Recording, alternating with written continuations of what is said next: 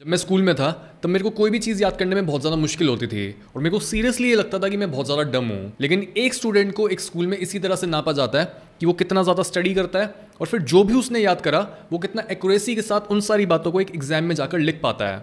एक बार मैं 4th या 5th क्लास में था और मेरी मम्मी हमारी जो पड़ोस वाली आंटी थी उनसे कुछ बात कर रही थी और उसी दिन मेरा रिजल्ट आया था।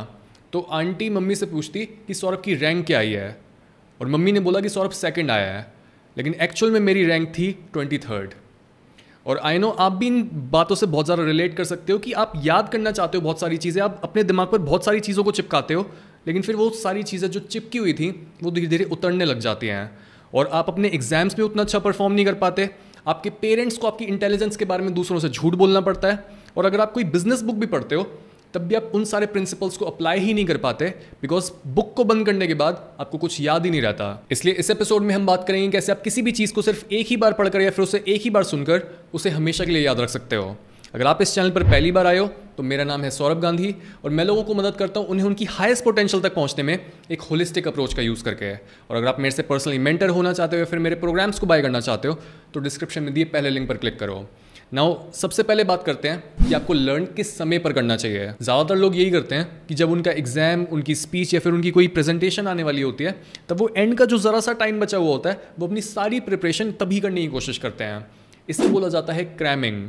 लेकिन रिसर्च बताती है कि ये टेक्निक हमारे लिए बहुत ज़्यादा स्ट्रेसफुल होती है और जिस भी मटेरियल को हम याद करने की कोशिश कर रहे होते हैं, जो भी हम स्किल एक्वायर करने की कोशिश कर रहे होते हैं, उसे हम बहुत जल्दी भूल भी जाते हैं। जैसे अगर मैं इस फुल गाइड को बनाने से पहले कोई भी प्रिपरेशन ना करूं, मैं बिल्कुल भी रिसर्च ना करूं, मैं कुछ भी बोलता जाऊं और मैं पहले से प्रिपेयर ना करूं कि मैं अपनी किस स्टोरी को किस पॉइंट के साथ जोड़ने वाला हूं ताकि आपको वो पॉइंट हमेशा के लिए याद हो जाए, तो आप ये समझ जाओगे कि मैं प्रिपेयर नहीं हूं और मैं कुछ भी बोल के आपका टाइम वेस्ट कर रहा हूं। आप थोड़ी सी वीडियो देखोगे और आप फिर छोड़कर चले जाओगे। इससे YouTube को ये सिग्नल मिलेगा कि इस वीडियो में दम नहीं है और वो मेरी रीच को ज़्यादा से ज़्यादा लोगों तक पहुंचने से रोक देगा और इससे सबका नुकसान होगा। मैं प्रिपेयर्ड नहीं हूं तो आप अपना टाइम वेस्ट कर रहे हो और अगर मैं प्रिपेयर्ड नहीं हूं तो मेरा बिजनेस नहीं बढ़ रहा है। इसी वजह से प्रिपरेशन बहुत ज़्यादा ज़रूरी होती है और प्रिपरेशन के लिए आपको किसी भी नॉलेज को, किसी भी स्किल को सेटल होने देने के लिए टाइम देना होता है। आप एकदम से ये नहीं डिसाइड कर सकते हो कि अगले वीक आपका पेपर है, अगले वीक प्रेजेंटेशन है या फिर आपको 3-4 दिन में ही कोई काम करना है और आप तभी से उसकी प्रिपरेशन चालू करो। नहीं, आपको रेपिटेशन की मदद से और स्पेसिंग की मदद से, आपको दोनों रेपिटेशन के बीच में, दोनों प्रैक्टिसेस के बीच में स्पेस भी देना होगा ताकि जो भी आपने लर्न करा है वो प्रोसेस हो पाए। और यही सेम चीज़ आपने खाने के साथ भी देखी होगी। अगर आप एक ही समय पर बहुत ज़्यादा खाना खा लेते हो तो आप उसे डाइजेस्ट ही नहीं कर पाते हैं और इसी वजह से मैं फास्ट करना प्रेफर करता हूँ। जैसे अभी दोपहर के 12:30 बजे हैं और लास्ट मील जो मैंने कंज्यूम की थी वो थी कल शाम को 7 या 8 बजे और अभी तक मेरे को कोई भूख नहीं लगी। और जिस लेवल पर मेरी मेंटल क्लैरिटी और एनर्जी अभी है, खाना खाने के बाद ये दोनों चीज़ें यहाँ से डिक्लाइन ही होंगी। बिकॉज जब भी हम कोई चीज़ कंज्यूम करते हैं, जब भी हम कोई खाना खाते हैं तब वो ऑटोमेटिकली एनर्जी में कन्वर्ट नहीं हो जाता। कोई भी खाना जो होता है उसे एनर्जी में कन्वर्ट करने के लिए भी एनर्जी लगती है और जब ये प्रोसेस चल रहा होता है एनर्जी में कन्वर्ट करने का, तब हमारी मेंटल क्लैरिटी नहीं होती, हमारे दिमाग तक उतने रिसोर्सेज ही नहीं पहुंच रहे होते कि जो हमें स्किल लर्न करनी है या फिर जो भी हमें पढ़ाई करनी है हम उसको इफेक्टिवली लर्न कर पाएँ। लेकिन एक टाइम पर मैंने सोचा कि मैं इस चीज़ को कितना एक्सट्रीम तक खींच सकता हूँ, क्योंकि मैं हमेशा ये देख रहा होता हूँ कि मैं क्या स्ट्रैटेजी यूज़ करूँ अपनी प्रोडक्टिविटी को बढ़ाने के लिए। तो मैंने सोचा कि शायद मैं 23 घंटे का फास्ट कर सकता हूँ हर दिन और बस 1 घंटे के अंदर जो भी मेरी 2500 से 3000 कैलोरीज हैं उनको कंज्यूम कर सकता हूँ।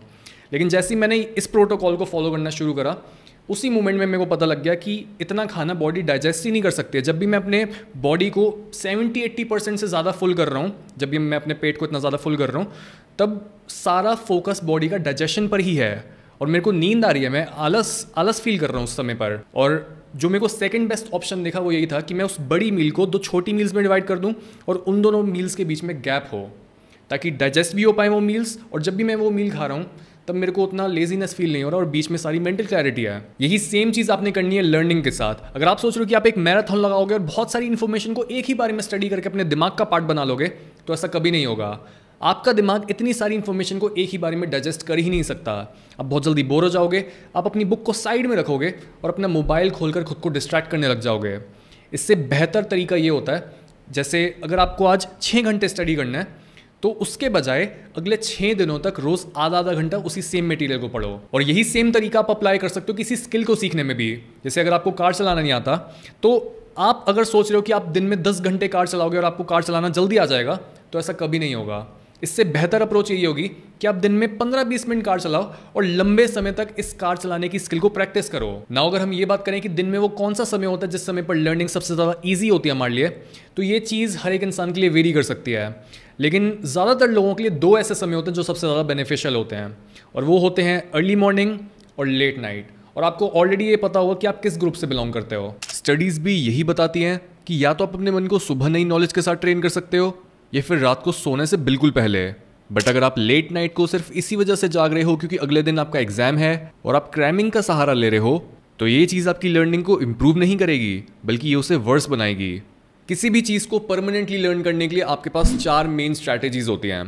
पहली स्ट्रैटेजी होती है अटेंशन। जब भी आप किसी नई चीज़ को सीख रहे होते हो या फिर किसी नई लैंग्वेज को लर्न कर रहे होते हो, तब ये पूरा प्रोसेस आपके लिए बहुत ज़्यादा एक्टिव होता है। आप पूरा एक्टिवली इंगेज होते हो उस चीज़ में। आप जब भी कोई नया शब्द बोलते हो, आप बहुत ध्यान के साथ बोलते हो। जब भी आप किसी नए शब्द को लिखते हो, तब आप उसके साथ भी बहुत ज़्यादा अटेंटिव और कॉन्शियस होते हो। लेकिन एक बार जब आपको वो नई लैंग्वेज समझ आ जाती है और आप उसके साथ फ्लुएंट हो जाते हो, तब ये पूरा रीडिंग का प्रोसेस आपके लिए ऑटोमेटिक बन जाता है। आपको फिर कॉन्शियस एफर्ट नहीं डालना पड़ता है इसके ऊपर। जैसे जब आप सड़क पर बहुत तेज गाड़ी चला रहे होते हो और आपके सामने कोई रोड साइन या फिर कोई बिल बोर्ड लगा हुआ होता है, आपको सोचना भी नहीं पड़ता कि वहाँ पर लिखा क्या हुआ है, आपको ऑटोमेटिकली समझ आ जाता है। अगर मैं स्क्रीन पर आधे सेकंड के लिए भी कोई वर्ड दिखाऊं, तब आप कोई एफर्ट नहीं डालोगे उसको रीड करने के लिए, आप ऑटोमेटिकली रीड कर पाओगे। और इस ऑटोमेटाइजेशन का पर्पस ही ये होता है कि आप जल्दी से जिस भी चीज़ पर नज़र डाल रहे हो, आपको वो समझ आ जाए कि वहाँ पर क्या लिखा हुआ है, ताकि आप उसके मीनिंग तक पहुँच पाओ और उसको फर्दर प्रोसेस कर पाओ। लेकिन जब भी आप अपनी रीडिंग को कुछ ज़्यादा ही ऑटोमेटिक बना देते हो, तब उसके साथ प्रॉब्लम ये होती है कि जब भी आप किसी चीज़ को रीड करते हो, तब आपको ऐसा लगता तो है कि आपने कोई काम करा है, लेकिन आपको ना तो कोई चीज़ समझ आई होती है और ना ही आपको कोई चीज़ याद हुई होती है।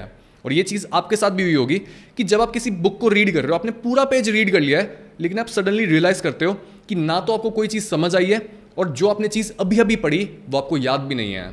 ऐसा इसलिए ही होता है बिकॉज आप अपनी प्रॉपर अटेंशन पे नहीं कर रहे होते उस चीज़ पर। जिस वजह से अगर आपके दिन का एक टास्क है कि आपको इतने पेजेस या फिर इतने घंटे रीड करना है, तब उस टास्क पर टिक लगाना बहुत ईजी है, क्योंकि जब भी आप किसी चीज़ को रीड करोगे, आप जल्दी जल्दी पूरे पेज को स्कैन कर लोगे और आपको लगेगा कि आपने पूरा काम कर लिया है, लेकिन आपको कोई चीज़ ना तो याद हुई होगी और ना ही समझ आई होगी, क्योंकि आपकी अटेंशन डिवाइडेड थी चीज़ों में, आप उस पर प्रॉपर अटेंशन पे नहीं कर रहे थे। और जो भी इंफॉर्मेशन आपकी सेंटर ऑफ अटेंशन का पार्ट नहीं होती, आप उसे इवेंचुअली लूज कर देते हो। इस चीज़ को साइकोलॉजी में बोला जाता है इन अटेंशनल ब्लाइंडनेस। और यही वजह है कि जो आई विटनेस टेस्टिमनी होती है, यानी जो चश्मदीद गवाह होते हैं, उनके बयान को कोर्ट में ज़्यादा रिलायबल नहीं माना जाता।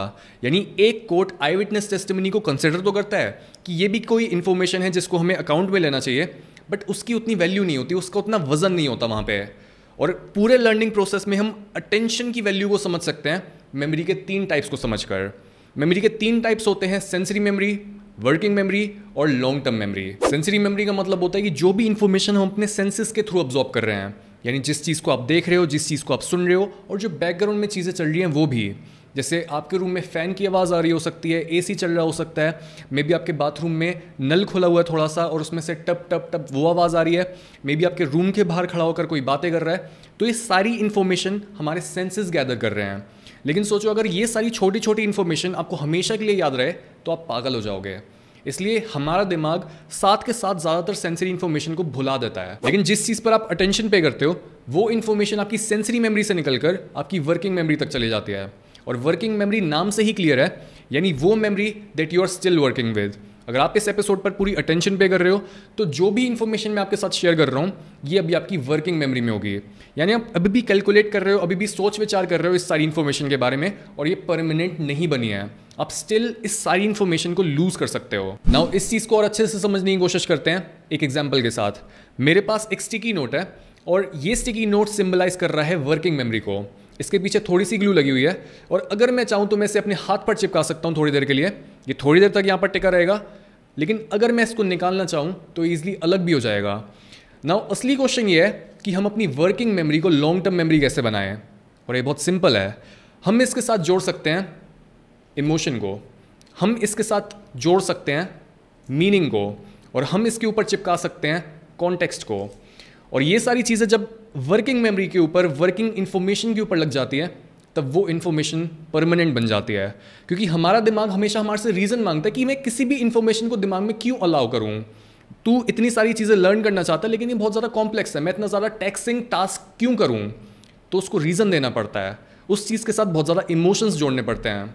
और ये भी सच है कि जब भी कोई इन्फॉर्मेशन बहुत ज़्यादा कॉम्प्लेक्स हो जाती है तब आपको और उसके साथ इमोशन जोड़ने पड़ते हैं। जैसे अगर आपको किसी का नंबर याद करना है या फिर आप राशन लेने जा रहे हो और आप बार बार रिपीट कर रहे हो अपने दिमाग में कि ये भी लेना है, वो भी लेना है, ये भी लेना है, वो भी लेना है। जब इन्फॉर्मेशन इतनी सिंपल होती है तब आप उसे बार बार रिपीट करके अपने दिमाग में रिटेन कर सकते हो थोड़ी देर के लिए।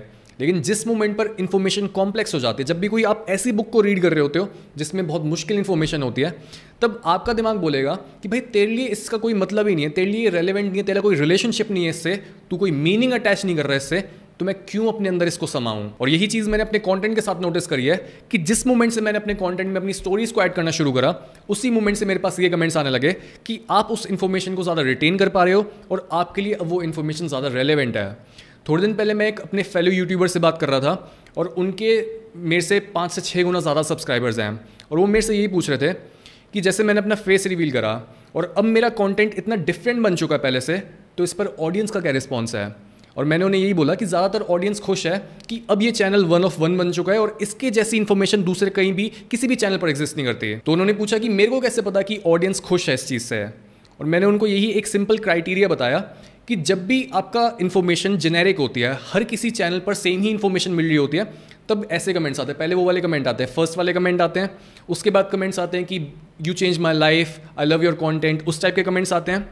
लेकिन जिस मोमेंट पर आपका कंटेंट ऐसा बन जाता है कि वो बहुत ज़्यादा इम्पैक्ट क्रिएट कर रहा है, वो बहुत ज़्यादा इमोशनली जोड़ रहा है सामने वाले को, तब कंटेंट्स का साइज़ बढ़ जाता है।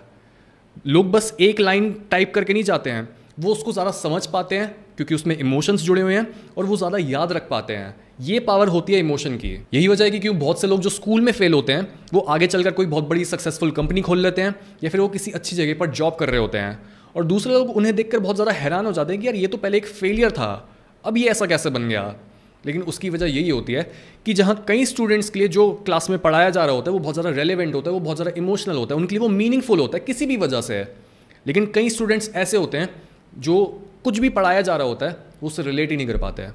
वो बोलते हैं ये मेरे लिए रेलेवेंट नहीं है, मैं इससे इमोशनल कनेक्शन नहीं बना पा रहा, और तभी वो वहाँ पर फेल होते हैं। और तभी ये भी पॉपुलर सेइंग होती है, why A grade students work for C grade students. Because जो सी ग्रेड होते हैं, जो फेल होते हैं, फेल होने का मतलब डायरेक्टली यही नहीं हो जाता कि आप डम हो।